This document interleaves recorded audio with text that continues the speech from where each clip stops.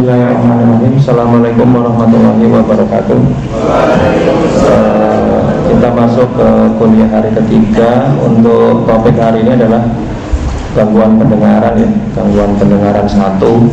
Ada tiga, yaitu tuli konduktif, tuli saraf, dan tuli campur.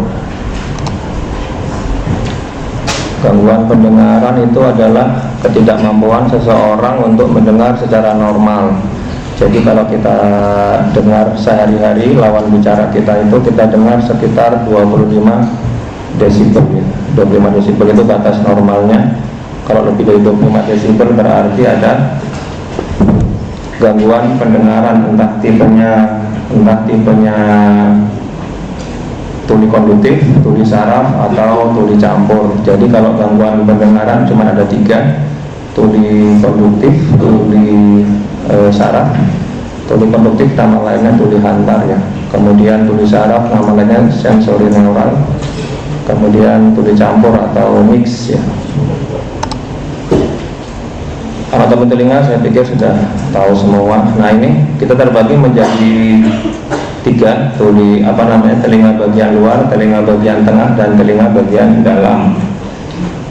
Kapan disebut dengan tuli hantar? Tuli hantar hanya sampai di telinga bagian tengah ya. Telinga bagian tengah itu di sekitar kafum timpani. Jadi telinga luar sampai telinga tengah, kalau terjadi gangguan disebut dengan tuli konduktif. Kemudian telinga bagian dalam, karena dia berisi organ koklea, kalau dia terjadi gangguan disebut dengan tuli saraf atau tuli sensori neural. Nah, kalau ada beberapa penyakit yang dia bergabung, jadi telinga luar dan telinga tengah rusak, telinga dalam juga ikut rusak. Nah, itu disebut dengan tuli campur. Ya, nanti tolong dipelajari ya. CHL itu konduktif hearing loss ya. CHL konduktif hearing loss atau tuli konduktif. SNHL itu sensori neural hearing loss atau tuli saraf. Kemudian mix hearing loss atau tuli campur. Kemudian etiologi dari tuli konduktif. Tuli konduktif tentu etiologinya adalah semua yang menghambat aliran bunyi mulai dari telinga bagian luar sampai telinga bagian tengah ya. Jadi itu yang kalau ada gangguan di situ seperti ada kotoran telinga. Kalau kotoran telinga terlalu banyak, otomatis pendengarannya agak berkurang. Itu karena ada sumbatan. Jadi tolong dihafal ya, Dik, nanti biar kalian tahu. Kemudian kalau tuli campur, kalau tuli saraf, tuli sensori neural tentu adalah yang menyerang telinga bagian dalam ya. Telinga bagian dalam seperti ada tumor di koklea misalnya, atau ada fraktur os temporal misalnya ya, atau ada kelainan kongenital, atau ada presbikusis,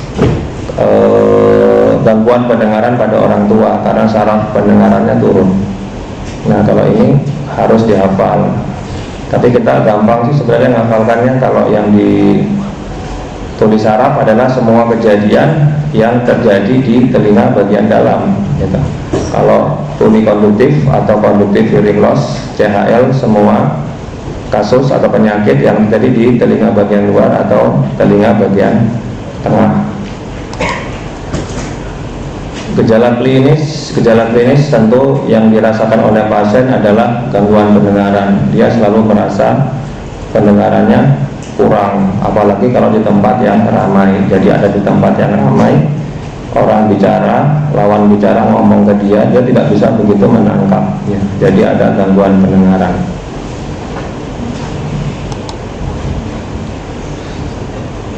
Ya, ini anamnesisnya juga harus dipelajari. Nah, kemudian adalah pemeriksaan. Jadi setelah kita menganamnesis tentu harus melakukan pemeriksaan. Pemeriksaannya dengan menggunakan otoskop ya. Jadi ada otoskop untuk melihat membran timpani. Jadi tanpa menggunakan otoskop, hanya menggunakan senter, mustahil untuk melihat membran timpani ya, membran timpani.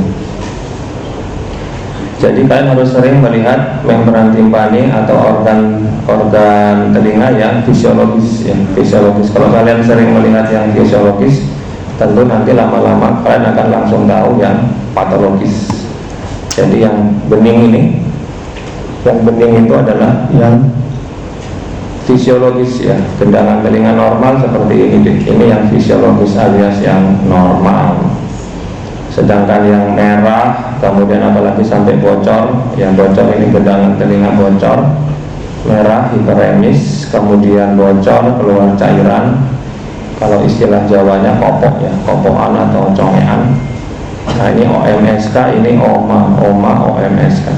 Nah itu dia otomatis ada gangguan pendengaran, jadi pendengarannya kurang. Gangguan pendengarannya apa? Tentu tuli konduktif karena terjadi di telinga luar dan telinga tengah. Pemeriksaannya apa? Pemeriksaan yang bisa kita lakukan kalau di tempat praktekan kalian sebagai dokter umum atau sebagai dokter keluarga misalnya, yang paling gampang adalah tes Karputala, ya. Jadi ini harus hafal ya deh. Rhino, Weber, dan Schwab. Ini harus hafal kapan disebut Rhino positif, Weber lateralisasi, Schwab pemanjang atau memendek. Kalau ini harus hafal. Kemudian kalau di rumah sakit kita lebih detail, kita menggunakan alat untuk cek pendengaran yang disebut dengan audiometri.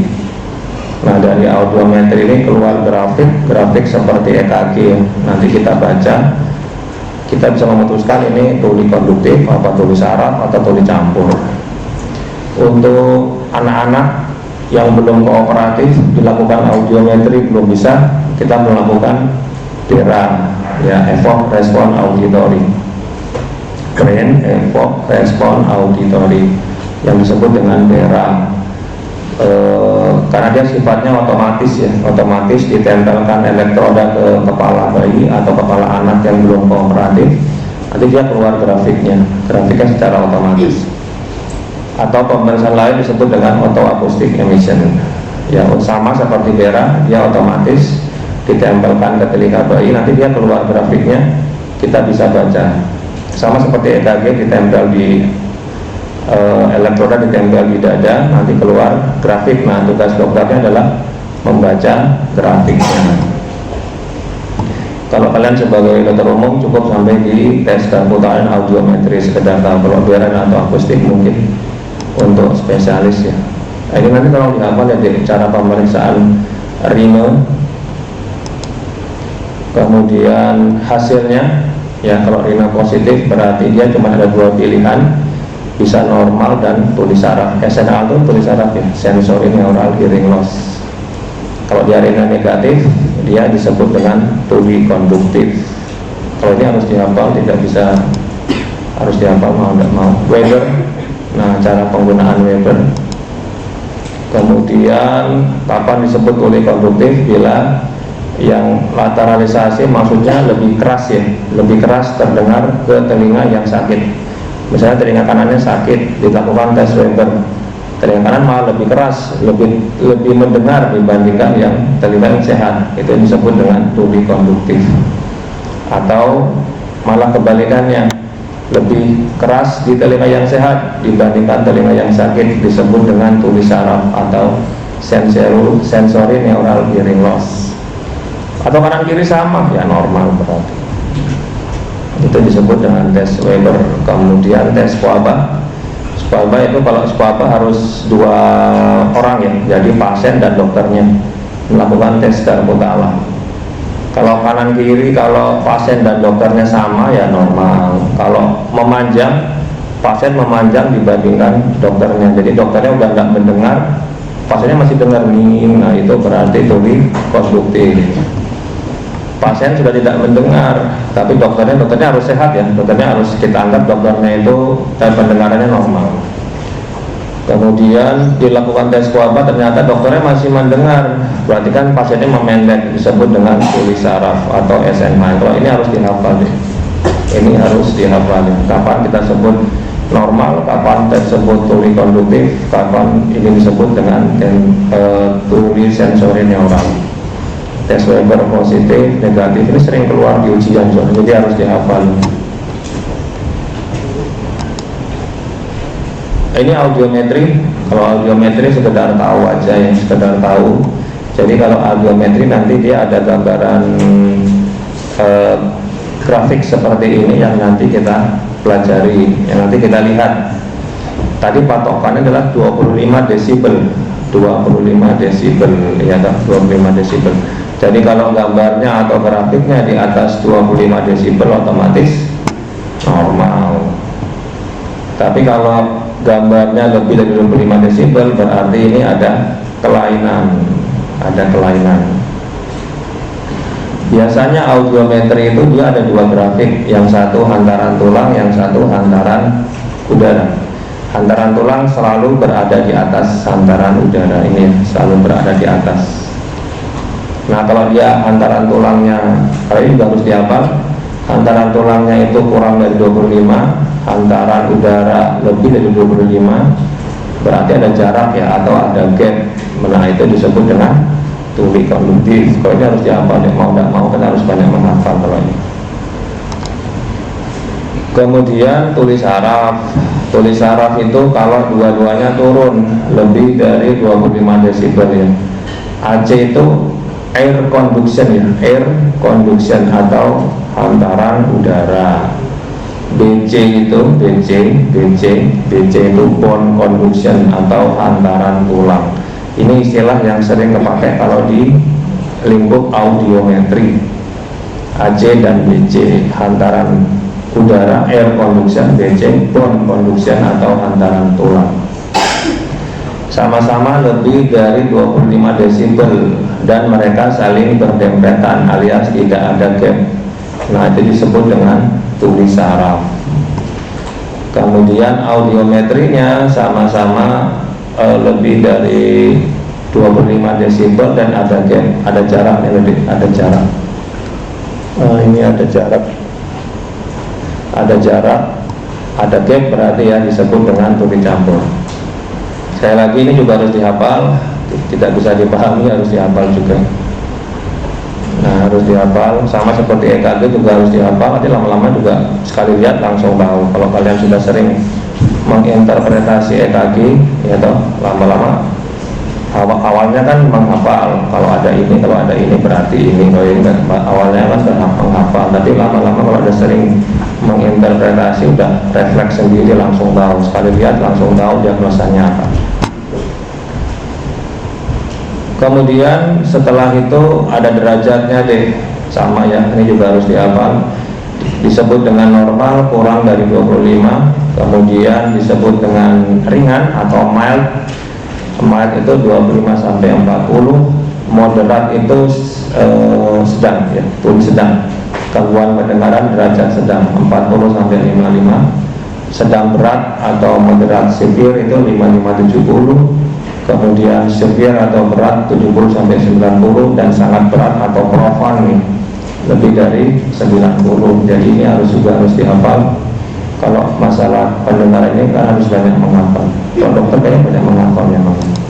Kemudian terapinya kalau tuli konduktif CHL itu sesuai dengan penyakitnya. Misalnya datang dengan gangguan pendengaran, dokter pendengaran saya yang kanan kok kurang ya dibanding yang kiri. Begitu kalian cek ternyata ada serumennya atau ada kotoran telinga. Begitu kotorannya kalian ambil, dia langsung dengar lagi, langsung plong lagi. Jadi kalau tuli konduktif dia sesuai dengan penyebab penyakitnya. Kalau tuli saraf tentu agak lebih complicated ya, lebih rumit karena yang diserang adalah sarafnya. Apalagi kalau sampai putus ya, saraf cochleovestibularis sampai putus, jadi pendengarannya benar-benar hilang. Nah itu agak sulit. Kadang kita bantu dengan menggunakan alat bantu dengar ya, alat bantu dengar. Tapi itu pun tidak sampai jadi normal gitu, enggak ya, nama juga alat bantu. Jadi misalnya dia gangguan pendengaran derajat berat, misalnya derajat berat, dikasih alat bantu dengar, enggak langsung normal, enggak ya. Jadi minimal naik satu tingkat, derajat sedang. Tadi kan ada derajat ringan, sedang berat. berat dan sangat berat. Jadi misalnya derajatnya mild atau sedang, dia waktu dites audiometri didapatkan 60 desibel, derajat sedang. Nah begitu dipakai alat bantu dia naik jadi derajat ringan, ya sekitar 30 sampai 40 desibel. Jadi alat pendengar itu menaikkan 1 derajat. Kalau mau ada duit, kalau uangnya agak banyak, bisa mengganti koklea. Jadi kokleanya kita ganti, yang disebut dengan implan koklea, tapi sampai sekarang ini masih terlalu mahal ya. Kemudian yang bisa mengerjakan juga rumah sakit besar di Indonesia, misalnya di Cipto, kemudian di mana Surabaya itu mana Sutomo, betul ya, di Sutomo itu yang bisa. Kalau Jakarta itu Cipto, kalau di Surabaya di Dr. Sutomo yang bisa. Kemudian habis gangguan pendengaran, kalian sudah bisa punya gambaran, disebut dengan tuli kognitif, tuli saraf, dan tuli campur. Kita masuk tuli kongenital. Tuli kongenital itu terjadi pada bayi ya, pada bayi. Jadi pada saat persalinan. Kemudian insidennya lumayan tinggi ya. Penyebabnya apa toh? Penyebabnya juga harus dihafal. Penyebabnya itu ada masa prenatal, perinatal ya. Jadi waktu sebelum lahir ya, sebelum lahir masih di dalam kandungan ya, masih di kandungan ibunya. Jadi ibunya itu kena TOS ya, toxo, rubella, cytomegalo, herpes ya, TOS. Jadi virus-virus ini ternyata dia sifatnya menyerang saraf telinga ya, saraf telinga. Jadi sarafnya terbentuk, cuman tidak bisa berfungsi dengan baik. Jadi pada saat kehamilan, apalagi pembentukan organogenesis ya, dari awal-awal trimester lah, kena TOS, kemudian virusnya itu menyerang bayinya. Nah, jadi ibu tidak sadar. Jadi pas itu mungkin demam, ya, demam diobati sembuh. Ternyata virusnya masuk ke aliran apa ibu dan bayi itu, kemudian dia masuk ke telinga bayi. Ini prenatal atau sebelum lahiran. Kemudian perinatal, setelah lahir ya, jadi persis setelah lahir. Setelah lahir ternyata lahirnya prematur, belum cukup bulan sudah lahir ya, dengan berbagai sebab. Kemudian lahirnya ternyata berat badannya rendah, kurang dari 2.500. Kemudian lahir kuning atau yang disebut dengan hiperbilirubinemia. Kemudian atau tidak langsung nangis ya, skor Apgarnya kecil yang disebut dengan asfiksia. Jadi etiologi atau resiko-resiko ini yang mengakibatkan terjadinya yang disebut dengan tuli kongenital. Jadi lahir langsung memang nggak dengar, lahir memang langsung nggak dengar. Biasanya kalau seperti ini tuh dokter kandungannya udah aware ya, sudah waspada, karena mereka kan punya USG itu. Dari USG mereka sudah bisa menyimpulkan, oh ini nanti lahirnya rendah, berat bayinya kecil ya. Biasanya begitu di lahir langsung dikonsulkan ke THT. Kalau di rumah sakit, ya, kalau di puskesmas kayaknya nggak bisa, di rumah sakit. Kemudian nanti kita melakukan yang disebut dengan tadi itu tes OAE, Auto Acoustic Emission, dan tes BERA tadi ya, Brain Evoke Response Auditor, yaitu untuk melakukan tes pendengaran pada bayi yang belum bisa dilakukan audiometri. Gejala klinisnya biasanya yang tahu bapak ibunya ya, biasanya bapak ibunya memperhatikan anaknya, kok dikasih bunyi-bunyian tidak respon ya, tidak respon. Dikasih suara keras tidak kaget. Biasanya kalau bayi itu dikasih suara keras dia akan kaget ya, kaget atau minimal tidurnya terganggu. Semakin besar bapak ibunya semakin tahu kalau dia tidak bisa ngomong. Jadi kita kalau mau ngomong itu kita harus dengar dulu baru bisa ngomong. Jadi apa yang kita omongkan kita dengar dulu ya. Nah, jadi bapak ibunya tahu, setelah tahu baru dia ke dokter anak atau ke dokter THT untuk mengecek adanya gangguan pendengaran atau enggak. Kalau pada anak, kalau kalian sebagai dokter keluarga atau dokter praktekan umum tidak bisa melakukan tes pendengaran yang kepala ya, kalau pada anak, kalau tidak bisa menginterpretasi kartu ta'ala. Jadi mau tidak mau harus langsung dirujuk ke THT dan ke rumah sakit yang memiliki fasilitas BERA dan OAE. Ini kalau di luar negeri ada namanya screening, kalau bisa bayinya lahir sehat atau tidak sehat sebelum dia pulang dari rumah sakit atau dari puskesmas sudah dilakukan screening dengan pemeriksaan OAE. Tapi kalau di Indonesia kayaknya belum ya. Kemudian ini namanya pemeriksaan OAE ya. Jadi kita punya alatnya, ditempelkan ke telinga bayi. Kalau bayi itu dia lebih tenang ya, lebih tenang, tidak banyak gerak. Lain dengan seperti anak-anak. Kalau anak-anak lebih dari setahun udah banyak tingkah biasanya kan, jadi agak susah. Tapi kalau bayi biasanya kan dia diam aja. Nanti dia keluar grafik seperti ini. Nah, grafik seperti nanti dokternya akan menginterpretasi apakah ini normal atau tidak. Kemudian pemeriksaan BERA atau nama lainnya ADR. Kalau BERA sama seperti EKG, ditempel elektrodanya ke kepala bayi. Nah nanti dia keluar grafiknya nanti diinterpretasi, yang interpretasi juga dokter THT. Kalau ini hanya sekedar tahu, jadi pemeriksaan pada bayi adalah OAE dan ASSR atau BERA atau ADR, nama lainnya ADR. Kemudian terapinya apa? Kalau biasanya kalau tuli kongenital tipenya adalah tipe saraf ya, jadi ini harus dihafal. Kalau tuli kongenital tipenya gangguan pendengaran adalah tipe saraf atau sensory neural hearing loss ya, bukan tuli konduktif, karena yang diserang adalah virus TORS. Itu yang diserang adalah telinga bagian dalam, bukan telinga luar atau telinga tengah. Tipenya adalah tuli saraf. Kalau tuli kongenital tipe tuli saraf, otomatis obatnya cuma ada satu, yaitu alat bantu dengar atau ABD. Jadi dipasang ABD sejak umur 6 bulan ya. So nanti kalau tidak dipasang ABD, nanti golden age-nya atau usia emasnya akan lewat ya. Jadi kita ngomongkan karena dengar dari orang tua ngomong, terus lama-lama kita mendengar bisa ngomong. Jadi kalau anak itu tidak mendengar dari awal, nanti dia usia emasnya lewat, dia akan tidak bisa ngomong akhirnya setelah dewasa. Jadi harus segera dipasang alat bantu dengar. Kalau bagi orang tua memiliki uang agak banyak, bisa disarankan menggunakan implan koklea. Jadi kokleanya bayi diganti dengan buatan ya, diganti dengan buatan, nanti biar hasilnya bisa maksimal. Habis gangguan pendengaran, gangguan pada bayi, pada tuli kongenital pada bayi. Sekarang presbikusis, gangguan pada orang tua.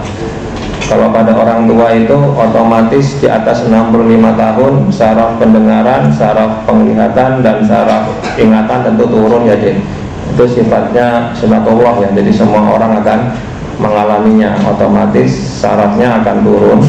Sarafnya bukan rusak loh ya, jadi sarafnya itu normal, cuman fungsinya yang turun. Jadi otomatis lebih dari 65 tahun pendengaran kita otomatis menurun. Nah ini ya, materi mempengaruhinya banyak. Ini memang proses penuaan, kemudian akan terjadi lebih cepat bagi orang tua yang memiliki penyakit lain seperti sakit gula, DM atau hipertensi atau hiperkolesterol ya. Jadi penyakit-penyakit metabolik dan kardiovaskular ternyata terbukti mempercepat gangguan pendengaran karena aliran darah di dalam telinga, vaskularisasi perifernya dikalahkan untuk, kenapa dikalahkan? Karena tubuh itu cerdas, dia mengutamakan organ-organ vital ya, seperti otak, jantung, ginjal, paru.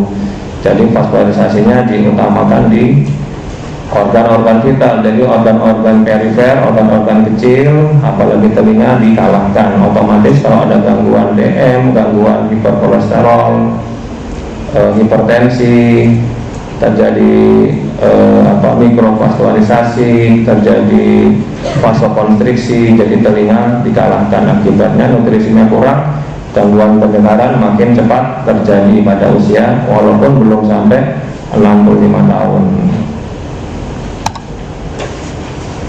Ya, ini tipe sensorineural.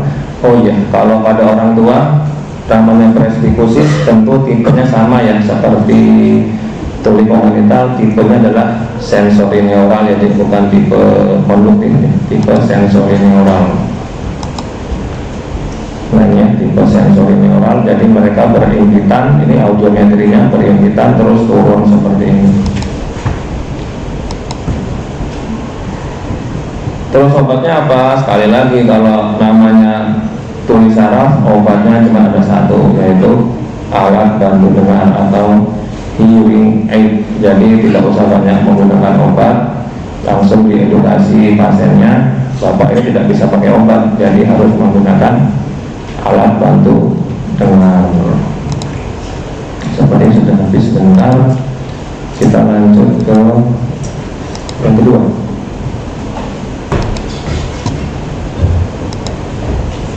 Gangguan pendengar kedua. Nah ini yang udah masuk ke tipe-tipe tuli konduktif ya.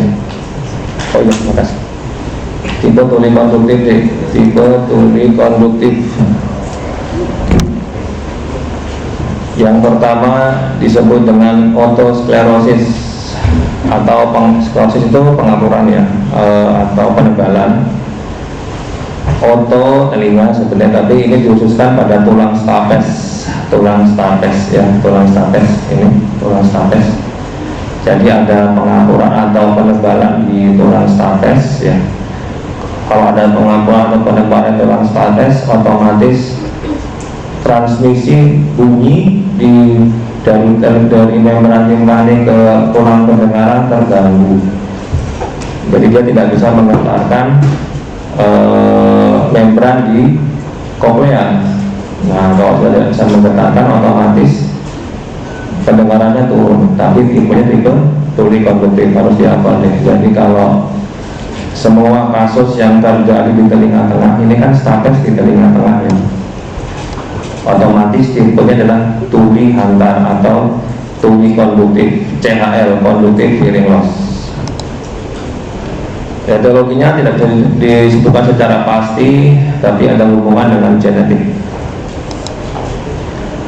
Gangguan pendengarannya adalah tadi itu tuli konduktif, kemudian kadang telinganya berdenging atau yang disebut dengan tinnitus. Pemeriksaannya bagaimana? Pada saat pemeriksaan didapatkan membran timpaninya bagus, normal ya. Kemudian pada pemeriksaan rino otomatis negatif. Kalau negatif itu berarti tuli konduktif ya.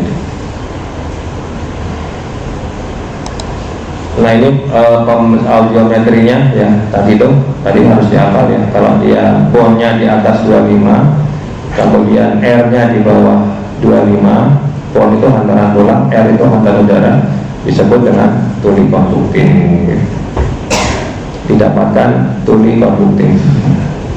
Cuman dia ada sedikit penurunan di 2000 Hz yang disebut dengan K-Hz.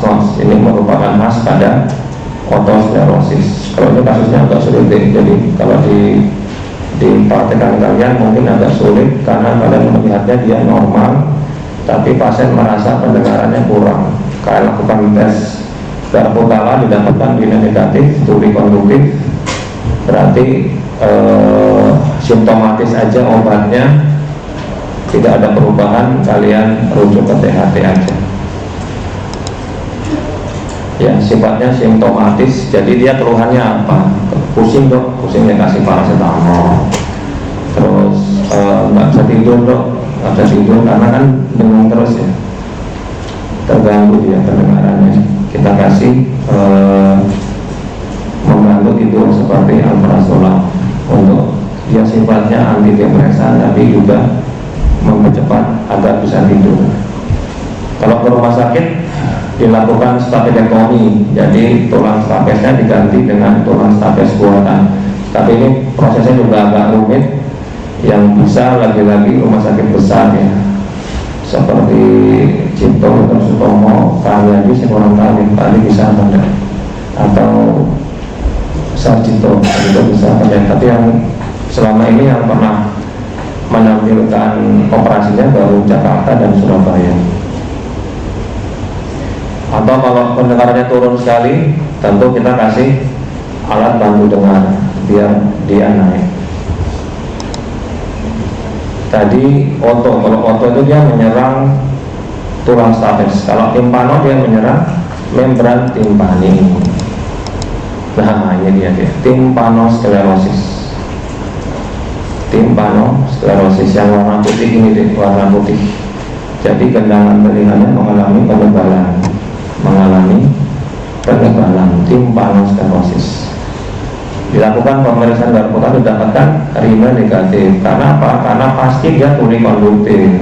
Karena yang diserang adalah telinga bagian tengah dan telinga bagian luar. Nanti lama-lama kayak hafal sendiri kok. Ini turikonduktif, ini tulisan hafal sendiri. Tapi kalau intinya yang diserang adalah organ telinga bagian luar dan tengah disebut dengan turikonduktif.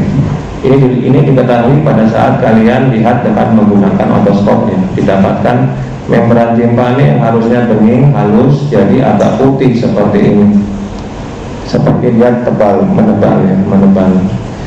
Ini langsung timpanosklerosis, penebalan sklerosis. Timpano itu membran timpani, timpanosklerosis disebut dengan timpanosklerosis. Keluhannya apa? Tentu adalah gangguan pendengaran. Pendengaran saya kok nggak enak ya dibandingkan yang telinga satu. Oh iya, telinga kanan kiri tidak ada hubungannya ya. Telinga kanan kiri tidak ada hubungannya. Mereka berdiri sendiri-sendiri, tidak ada hubungannya. Jadi kalau telinga kanan rusak, belum tentu telinga kiri rusak. Jadi mereka berdiri sendiri-sendiri, tidak ada hubungannya.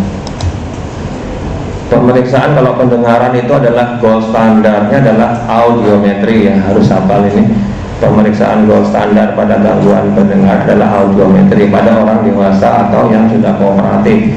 Kalau pada anak adalah DERA dan OAE. Terus obatnya bagaimana? Tidak bisa diobati deh, hanya diobservasi dan dilakukan obatan simptomatis. Kalau mau gendangan telinganya diganti yang baru yang disebut dengan timpanoplasti. Gendangan telinga kita ganti dengan gendangan buatan yang disebut dengan timpanoplasti. Lanjut ke topik berikutnya, trauma akustik. Nah ini hati-hati apalagi kalian yang sering mendengarkan musik ya. Jadi suara keras yang sangat keras yang sampai ke telinga kita tentu akan merusak telinga kita. Ya sifatnya bisa sementara atau bisa permanen ya. Atau kalian yang sering menggunakan musik dengan menggunakan headset itu juga hati-hati, jangan terlalu keras volumenya.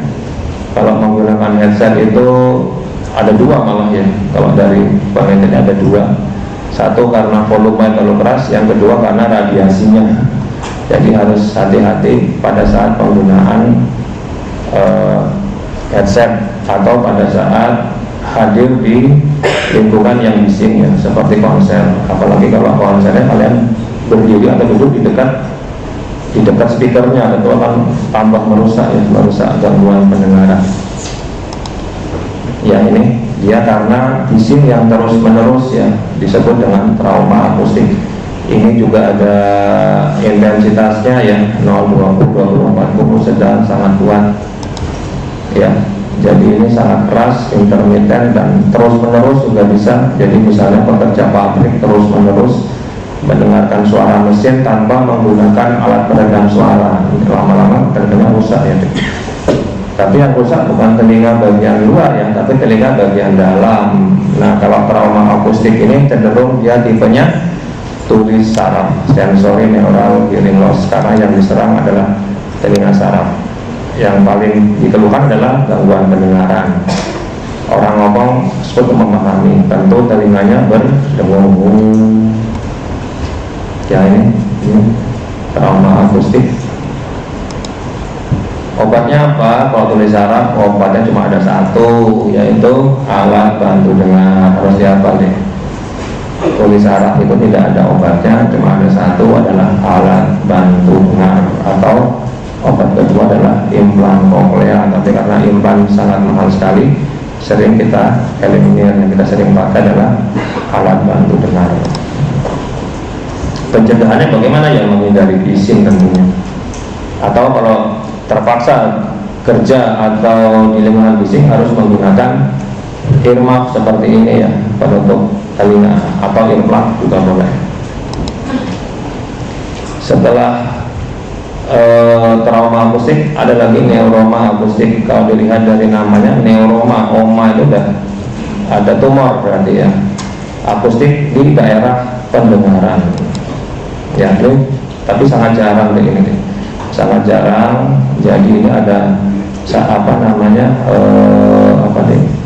tumor yang tumbuh di telinga bagian dalam yang disebut dengan neuroma akustik. Kalau ini harus diambil, yang bisa ngambil dokter bedah saraf sih biasanya, atau dokter THT yang sudah konsultan ya. Dia sekolah lagi, ambil sub spesialis, dia bisa operasi yang telinga bagian dalam, neuroma akustik. Ini biasanya ditemukan secara kebetulan. Jadi pasien datang pada pemeriksaan normal, tapi dia mengeluh adanya gangguan pendengaran.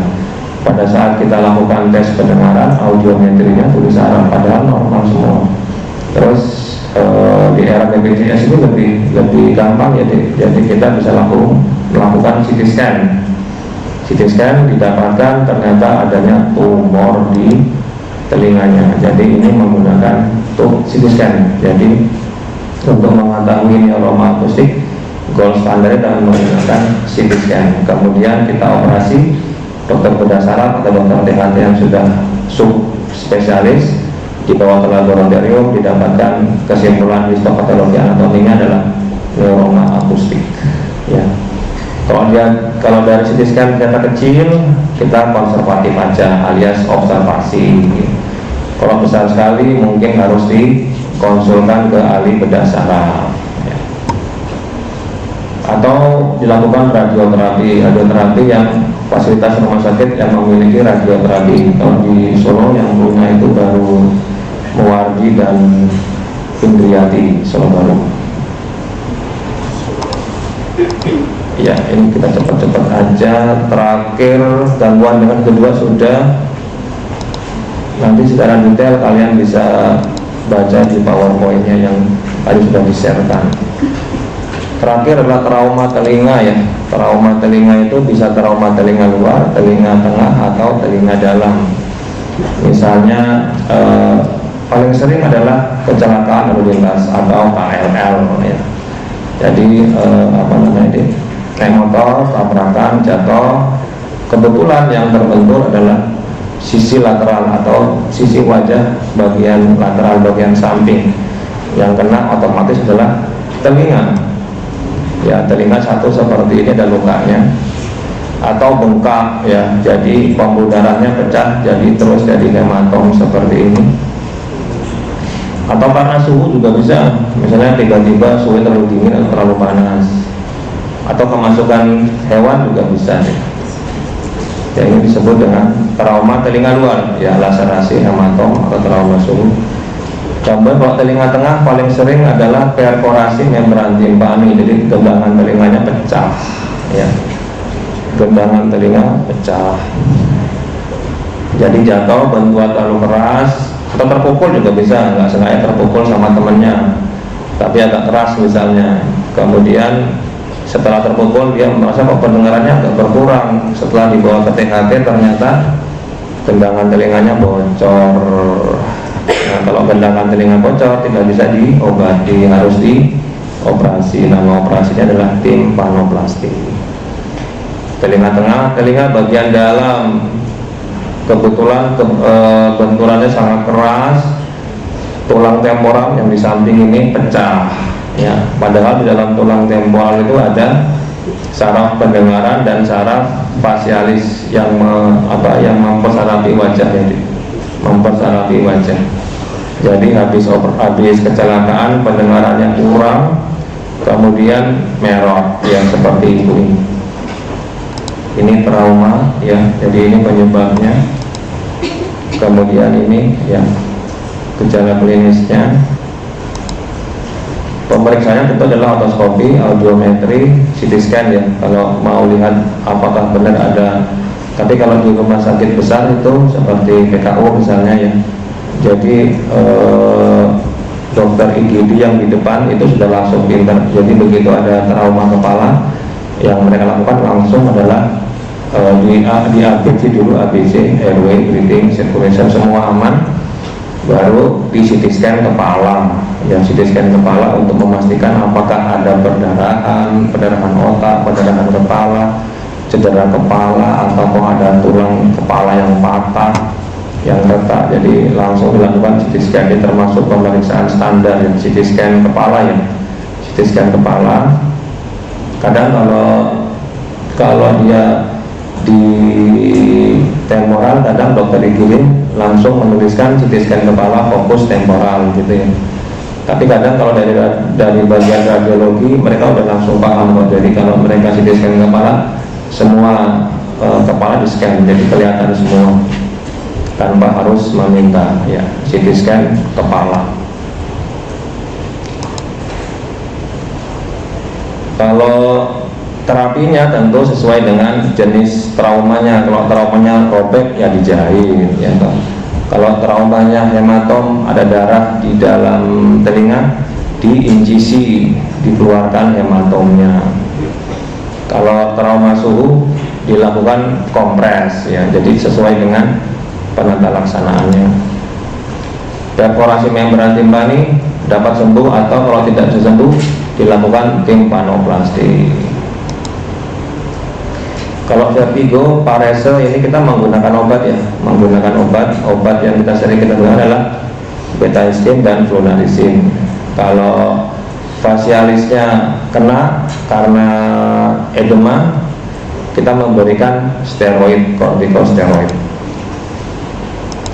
Nah itu tulang temporal ya, tulang temporal yang retak, sering kanan pada cedera kepala. Agak cepat sedikit, ayo tinggal dibaca. Tipenya ada dua, tipe longitudinal dan tipe transversa ya. Ini diketahui dengan CT scan ya, jadi bukan pemeriksaan ronsen kepala biasa ya. Jadi kita harus melakukan CT scan. Ini kelihatan adanya fraktur ya, fraktur temporal. Jadi dengan pemeriksaan CT scan kepala, jadi kelihatan dari situ. Kalau mau lebih detail, CT scan kepala fokus temporal atau mastoid ya. Jadi dokternya sudah langsung menunjukkan, dia nanti dari bagian radiologi mereka fokus di sini. Terus karena terjadi parese dan persetuju yang ke wajah, tentu harus dilakukan pemberian kortikosteroid dan terapi rehabilitasi ya. Dan biasanya kita ratakan dengan dokter saraf. Agak cepat sedikit. Kemudian topik berikutnya adalah herpes. Kalau herpes ini sering THT dapat konsulan dari dokter kulit ya, dokter kulit seperti di PKU dokter Ratih dan dokter Flora ya. Jadi ada kasus herpes zoster di wajah, masuk ke bagian kulit, disertai sampai ke telinga. Ini kayak gini, sampai ke telinga ya. Ada vesikel seperti ini. Kalau ini kan maksudnya ke kulit ya, ke kulit. Cuman dia pasiennya mengeluh telinganya sakit ya, yalah sakit lah, jelas karena timbul vesikel di daerah kulit atau di daerah telinganya kok. Jadi ini biasanya dari bagian kulit dikonsulkan ke THT.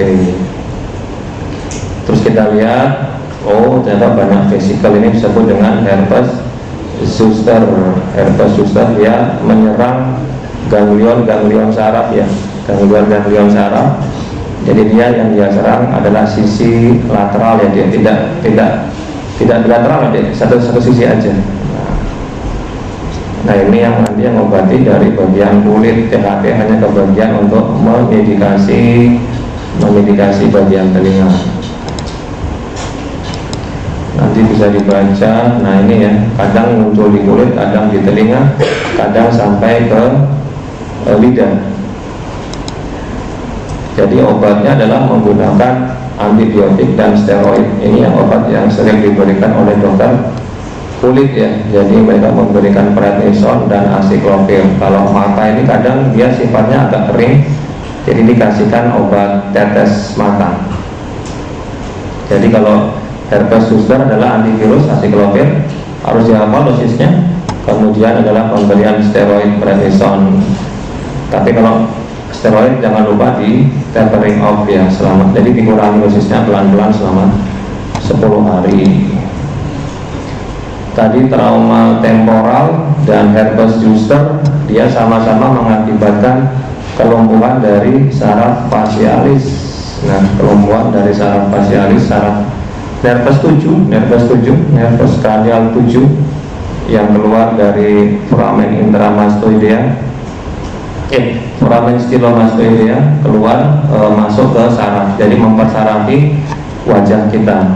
Ya, jadi kalau dia lumpuh, otomatis ekspresi saraf, ekspresi wajah kita hilang. Ya, jadi ada kelumpuhan pada saraf facialis. Itu tolong dihafal letak lesinnya. Mau kan harus menghafal kapan kena di foramen, kapan di kanalis, kapan di facialis, kapan di geniculum, kapan di EMI ya. Jadi nanti harus dihafal. Nanti ini adalah ciri-ciri dari gejalanya. Kemudian cara kita menilai kelumpuhan saraf facialis dengan pemeriksaan Haus-Bregman, ini juga harus dihafal deh, Haus-Bregman. Ringan, sedang, berat, total. Nah, ini normal seperti ini ya. Jadi kalau orang disuruh merem seperti ini, tersenyum seperti ini, mengangkat alis seperti ini, ciri-ciri dari Haus-Bregman 1 atau yang normal. Nah, ini yang Haus-Bregman 2 ada yang ringan ya deh ya, ngangkat alis masih bisa, tersenyum masih bisa. Tapi pada saat merem yang sini sudah mulai lemah, yang kiri ya, yang kiri sudah mulai lemah. Ini tipe yang ringan, ini harus dihafal juga. Sama ini ya, makin berat senyum makin tidak bisa ya toh, makin tidak bisa. Merem juga makin tidak bisa, ngangkat alis yang sebelah kiri juga makin tidak bisa. Haus-Bregman 3 ini juga harus dihafal. Nah, ini makin berat lagi, tidak bisa nutup deh ya, kalau tidak bisa nutup, disuruh merem tidak bisa nutup udah. Kemudian disuruh angkat alis dan tidak bisa, disuruh narik mulut ke belakang udah tidak bisa. Jadi saraf facialisnya benar-benar lumpuh. Yang ini ya makin berat ya, itu makin susah. Dia harus dengan menggunakan usaha maksimal baru bisa melakukan. Harus dihafal, ini sama sekali tidak gerak ya, total paralisis. Yang sebelah kanan ya sama sekali tidak gerak ya. Dalam keadaan diam pun sudah tahu dia mencong ke kiri, jadi yang kanannya ini lumpuh deh, ketarik ya. Jadi kita sudah tahu kalau yang kanannya lumpuh. Ini juga harus dihafal, namanya pemeriksaan Haus-Bregman. Obatnya bagaimana? Obatnya lagi-lagi adalah melakukan dekompresi, dekompresi atau mengurangi tekanan di kanalis facialis. Jadi kanalis itu kanal yang dilewati oleh nervus facialis. Cara menguranginya bagaimana? Pemeriksaan kortikosteroid ya, kortikosteroid dosis tinggi, kemudian jangan lupa di tempering. Tidak ada perubahan, mungkin harus lakukan operasi mastoid, nah atau yang disebut dengan dekompresi facialis, tindakan operasi facialis. Di PKU Solo sudah bisa, kita sudah punya konsultan otologi, Dr. Hadi ya, bukan saya, Dr. Hadi. Dr. Hadi itu konsultan otologi, beliau bisa mengerjakan dekompresi facialis. Tapi beliau bukan masuk UMS, masuk UNS, cuman beliau prakteknya di PKU Solo. Ya, sudah selesai akhirnya sampai jam 8. Nanti tinggal dipelajari. Terima kasih perhatiannya. Assalamualaikum warahmatullahi wabarakatuh.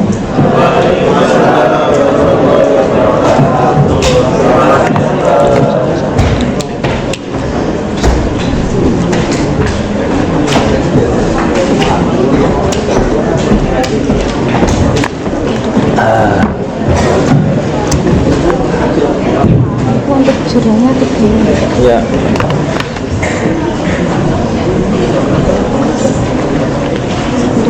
Ini Ini yang agak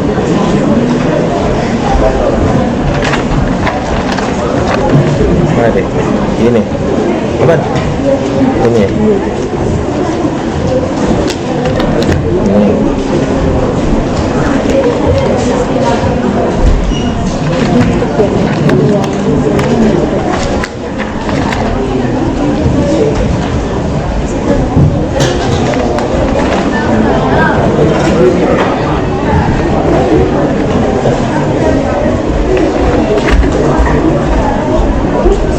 Sudah. Ya, makasih ya.